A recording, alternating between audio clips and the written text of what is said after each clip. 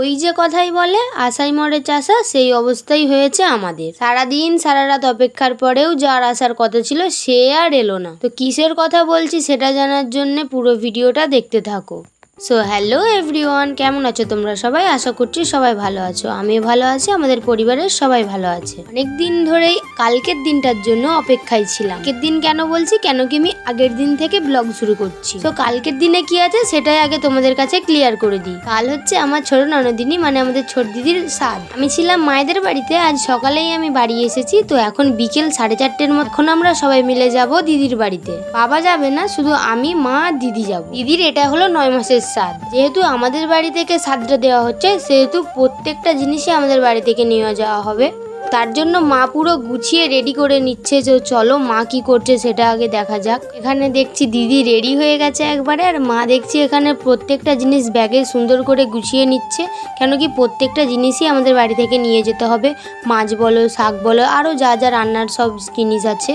চলো মা যতক্ষণকে এইসব রেডি করছে ততক্ষণকে আমি নিজে রেডি হয়ে যাই। আমার একটু মোটামুটি দেরিই হয়। এই যে দেখতে পাচ্ছ বাবা সাইকেলটা নিয়ে আমাদেরকে একটু এগিয়ে দিতে যাচ্ছে, আর আমি ঘরটালা দিয়ে একবারে বেরিয়ে যাব। তাড়াতাড়ি গিয়েও তাও দেরি করে রেডি হয়েছি, দেখতেই পাচ্ছ তোমরা সবাই। সেরকম কিছু করিনি, আমাদের দিদির বাড়ি একবারেই সামনে। আমাদের সাথে যাচ্ছে এই ঠাকুমাটা। আসলে দিদির বাড়ি যেতে হলে একটু পায়ে হেঁটে, একটু জলপথে, আবার একটু পায়ে হেঁটে এইভাবেই যেতে হবে। এই যে দেখতে পাচ্ছ নদী, এই নদীর ওই পারেই আমাদের দিদির বাড়ি। আর এই নদীটা পুরো আমাদের বাড়ির সামনেই। তোমরা কারা কারা এই নদীটাকে চেনো অবশ্যই আমাকে কমেন্ট করে জানিও। এখন যেহেতু বর্ষাকাল, নদীতে প্রচুর জল হয়ে গেছে। আর ওই দেখো দূরে যে নৌকোটা দাঁড়িয়ে আছে, ওটা এই পারে এলেই তবে আমরা আবার ওই পার যেতে পারবো। নৌকোটা আসার আগে আমরা একবার দোকানে এসে, কেন কি দিদির কিছু টুকিটাকি কেনার ছিল, কিন্তু এখানে এসে দেখি সব দোকানই তো এখনো বন্ধ। তারপর দোকানদার দাদাকে একটা জোরে ডাক দিলাম, সে তো নিচে নেমে এসে আমাদেরকে যা যা লাগতো সবই দিয়ে দিল। তো চলো এখনো নৌকোতে ওঠা যাক। আগে সত্যি বলতে আমার এইরকম নৌকোতে উঠতে প্রচুর ভয় লাগতো, তো এখন আর সেরকম কিছু মনেই হয় না। তোমরা কতটা বুঝতে পারছো আমি জানি না, কিন্তু এগুলো কি গাছ আমার সেগুলো ঠিক করে জানা নেই। দেখো কিন্তু এতটা আমাদের নদীতে জল ছিল না, এত বৃষ্টি হচ্ছে তো বর্ষায় পুরো নদী ভরপুর একবারে। হলে আমাদেরকে একটু মাঠের দিকে নেমে একটা সরু রাস্তা ছিল, সেখান থেকে আমাদেরকে নৌকোটায় উঠতে হতো। তুলনায় এখন আমরা অনেক কাছ থেকে নৌকো পেয়ে যাই। বলতে এত জলে বেশ সুন্দর হাওয়া দিচ্ছিল, আর খুবই ভালো লাগছিল নৌকোয় চেপে যেতে এই সময়টায় বিকেলবেলা। আমরা এই এত ব্যাগপত্র নিয়ে চলে এসেছি দিদির বাড়িতে। তো এই যে দিদি আমাদেরকে একটু শরবত বানিয়ে দিচ্ছে। আর এই যে দিদির মেয়েটা, ও আমাদেরকে আনতে গিয়েছিল বলে ওরও 1 গ্লাস শরবত ফ্রি। এই কথাটা বলেছি বলে ওর দেখো দাঁত যেন খুলেই পড়ে যাবে একবারে। তো যাই হোক, এটা হলো তার পরের দিন। আগের দিনে তো কন্টিনিউ ব্লগ করতে পারিনি, এতই বৃষ্টি হয়েছে আর এত বিদ্যুৎ চমকেছে। পুরো রাত্রে যে কারেন্ট গেছে আর আসার কোনো নামই নেই। তো সকালবেলা পুরো 6:30 থেকে এইসব লুচি টুচি ভাজতে বসে গিয়েছি। কারেন্ট চলে যাওয়ার কিছুক্ষণ আগেই মা আর এসব সবজি আরে কেটে রেখেছিল, তার জন্য সকালে রান্না বসাতে খুব একটা অসুবিধা হয়নি। ওই টুকিটাকি টমেটো, তারপরে এইসব নানান ছোটখাটো জিনিসগুলো আজকে মা বসে বসে কাটছিল। এদিকে ফুলকো ফুলকো লুচি ভাজছিলাম। কার লুচি দেখে লোভ লাগছে অবশ্যই জানিও। এদিকে আগে সিমইটা বানিয়ে নিয়েছি, তার আগে ঘুগনিটাও বানিয়ে নিয়েছিলাম, সেটা তোমাদেরকে দেখানো হয়নি। আর এদিকে হচ্ছে আলু ভাজা, পুরো জমজমাট করে এদিকে রান্না চলছে। প্রায় পুরোটাই একা হাতে করার চেষ্টা করেছি। মা দিদিরা অনেক হেল্প করেছে, ঠাকুমাটাও অনেক হেল্প করেছে। জানি না কতটা কি পারবো, কিন্তু যতটা পারছি নিজের মন থেকে চেষ্টা করছি।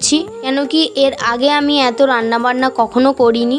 অনেকক্ষণ থেকে এদিকে বলা হচ্ছে যে স্নানে যাও স্নানে যাও, কিন্তু সে যাচ্ছিলই না। আর এদিকে ক্যামেরা অন করেছি বলে সে একটু লজ্জা পাচ্ছিল। তো দিদিকে বলছিলাম একবার হাতটা দেখাও তোমার। কাল অন্ধকারে এইভাবে মেহেন্দি করিয়ে দিয়েছি, কিছুতেই তো সে পড়বে না আর আমরা ছাড়বো না। এই করতে করতে প্রায় সব লুচিগুলো ভাজা হয়ে গেছে। আমার রান্না করছি, একাই ভিডিও ক্লিপ নিচ্ছি, কোনটা কি করবো সেটা বুঝে উঠতে পারিনি। তো যতটা পেরেছি দেখানোর চেষ্টা করেছি, ভুল ত্রুটি মার্জনা করিবেন। দেখো একটা বিবাহিত মহিলার ডেলি ব্লগ মানে রান্না খাওয়া ধোয়া, তারই মধ্যে এই টুকিটাকি কিছু অনুষ্ঠান আরে পড়লে সেইগুলোই দেখানো। এর থেকে বেশি আর কি দেখাবো বলো? যদি ভালো লাগে অবশ্যই লাইক করবে, আর যদি নাও ভালো লাগে তাও কমেন্টে জানাবে। আর এই যে প্রথম লুচি উই খেয়ে নিচ্ছে, এই হলো একটা ভাইপো। এর নাম দিয়েছি আমি শ্যাম্পু। কেন কি ওর বাবার নামে স আছে আর ওর মায়ের নামে প আছে, তার জন্য ওর নাম দিয়ে দিয়েছি শ্যাম্পু। দিদি এখন এখানে জল খাবার খাবে, তার জন্য রেডি হচ্ছিল। মালা টালা পরে কি সব নিয়ম ছিল সেগুলোই করছিল। আমি একবার এখানে আসছি, একবার রান্নাঘরে যাচ্ছি, এটাই তো হচ্ছে আমার কাজ, তাই না? দিদি তো প্রথম থেকেই বলছিল আমাকে দেখাস না, আমাকে দেখতে একদম ভালো লাগছে না। এই জন্যই আমি আবার চলে এলাম রাগ করে। না ওরকম কিছু না, রাগ ডাগ করিনি। এই যে দেখো না কড়াইতে রান্না হচ্ছে, এগুলো তো নাহলে লেগে যাবে, তাই না? ওই জন্য আবার ওই ঘর থেকে এইদিকে রান্নাঘরে চলে এসেছি। যেহেতু দেরি হয়ে যাবে তার জন্য দুই দিকে দুটো কড়াই বসে দিয়েছি। আর এই যে দেখো দিদির মতো পটল ভাজা হচ্ছে, এক্ষুনি কড়াইটা উল্টে যেত। এক্ষুনি বলবে দিদির জন্য শুধু পটল ভাজা আর বাকিরা কি খাবে। এর আগেই তোমরা দেখলে যে আলু ভাজা হচ্ছিল, সেটা সবার জন্যই হচ্ছিল। একটা ভাইজি এসেছিল, ওকেই বললাম একটু ভিডিওটা করে দিত আমার, বলতে ও দেখি সুন্দর করে আমার ভিডিও করে দিচ্ছিল। রান্নাঘর থেকে বাইরে বেরিয়ে এসে দেখি এই যে দিদি তার শাশুড়ি মাকে আলতা পরিয়ে দিচ্ছে। এটা হচ্ছে এখানে নিয়ম যে বড়দেরকে আলতা পরিয়ে দিতে হবে, সে তো নিজে আলতা পরবে। আর এখানে এই যে মা স্নান টান করে সিঁদুরারে পড়ছিল। এবার জানো আমি এদিকে রান্না করছি বলে আর দিদিকে সেইভাবে সুন্দর করে সাজিয়ে আর জল খাবারটা দেওয়া হয়নি। দিদি বলছে আমি এইভাবে খেয়েই অনেক খুশি। তো এখানে রান্না করতে করতে একটু আমিও লুচি খেয়ে নিচ্ছিলাম, দেখছিলাম কেমন কি হয়েছে। যতক্ষণকে আমি খাচ্ছিলাম ততক্ষণকে এই ভাইজি একটা এসেছিল, ওকে বললাম তুই একটু চাটনিটা কর, আমি তখনকে খাই।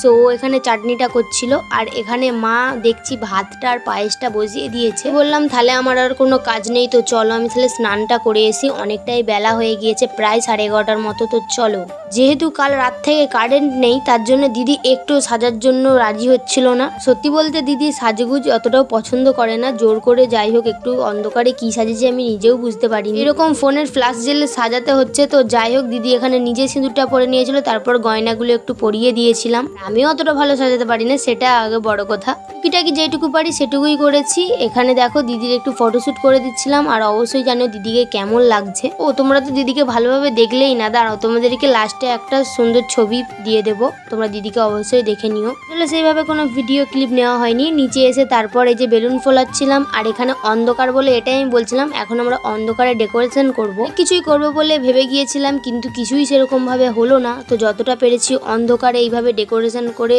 চেষ্টা করেছি। সমস্ত কিছু ভগবানের হাতে, সে না চাইলে একটা গাছের পাতাও নড়ে না।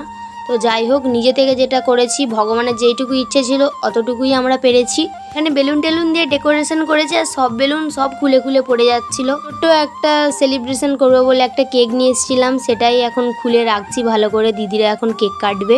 তো কেকের উপরে কিছু নাম লেখা ছিল না, আমি তারপর নামটা লিখে দিলাম। এটা কেমন হয়েছে অবশ্যই জানিও। কেকটা হচ্ছে আমাদের এই ঘাটালেরই। কেকটা দেখো এত হেলে গেছে আনতে আনতে যে কেকটা পুরো এক সাইড হয়ে গিয়েছে।